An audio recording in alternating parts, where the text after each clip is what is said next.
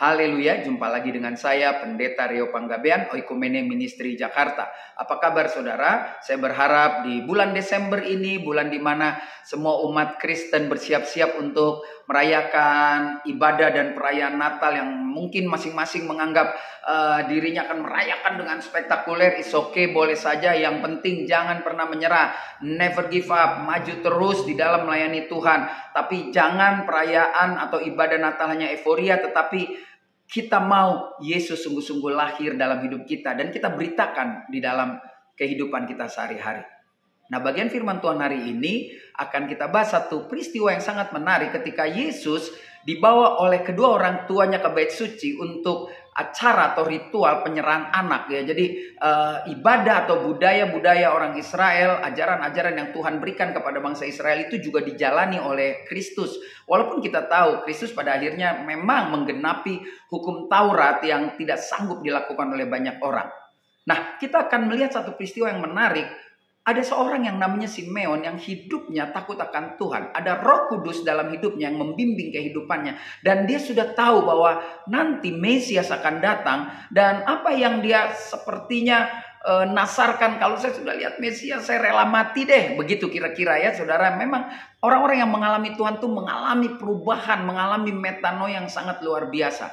Mari kita baca apa yang tertulis di dalam Alkitab. Di dalam Lukas pasal yang kedua, saya bacakan buat saudara di ayat 27 sampai 33. Ia datang ke bait suci oleh Roh Kudus ketika Yesus anak itu dibawa masuk oleh orang tuanya untuk melakukan kepadanya apa yang ditentukan hukum Taurat. Jadi di sini Simeon datang di bawah Tuhan. Wow, hebat sekali ya. Ayat 28. Ia menyambut anak itu dan menatangnya sambil memuji Tuhan, katanya, "Sekarang Tuhan, biarkanlah hambamu ini pergi dalam damai sejahtera sesuai dengan firman-Mu. Sebab mataku telah melihat keselamatan yang daripadamu, yang telah Engkau sediakan di hadapan segala bangsa.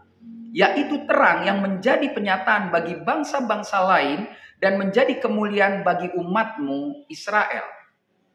Dan bapak serta ibunya, maksudnya Yusuf dan Maria, amat heran akan segala apa yang dikatakan tentang dia, maksudnya tentang Yesus.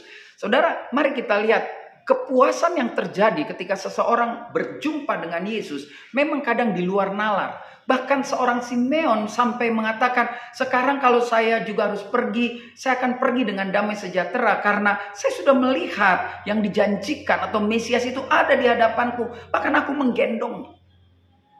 Nah, pertanyaan buat saudara dan saya, apakah kita sudah mengalami atau berjumpa dengan Kristus? Jika sudah, saya percaya ada kepuasan-kepuasan yang sangat luar biasa yang akan kita pertontonkan kepada banyak orang. Mungkin juga saudara mengatakan kalau mati nggak takutlah. Kenapa? Karena saya sudah mengalami Kristus. Bahasa kerennya, saya sudah dilahirkan kembali. Tetapi ternyata kita belum selesai. Kita tidak kembali ke tempat di mana Simeon memohon itu kepada Tuhan. Karena saya percaya Tuhan punya cerita masing-masing terhadap hidup saudara dan saya. Kalau kita masih ada, berarti Tuhan punya cerita atau Tuhan punya rencana atau punya catatan-catatan khusus buat saudara dan saya. Untuk apa? Untuk berani mengatakan seperti apa yang dikatakan Simeon. Sekarang mataku sudah melihat. Mungkin saudara dan saya akan mengatakan, sekarang saya sudah merasakan dan saya sudah melihat bahwa Yesus berkarya dalam hidup saya. Oleh karena itu, jadilah berkat dimanapun kita berada. Ceritakan tentang kelahiran Kristus yang lahir bukan saja di Bethlehem, tetapi lahir di hati saudara dan di hati saya.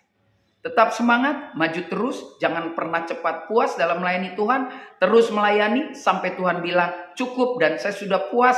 Maka baru kita akan mengatakan, sekarang aku siap Tuhan. Saya Pendeta Rio Panggabean, Oikumene Ministry Jakarta. Sampai jumpa pada perenungan berikutnya. Tuhan Yesus memberkati.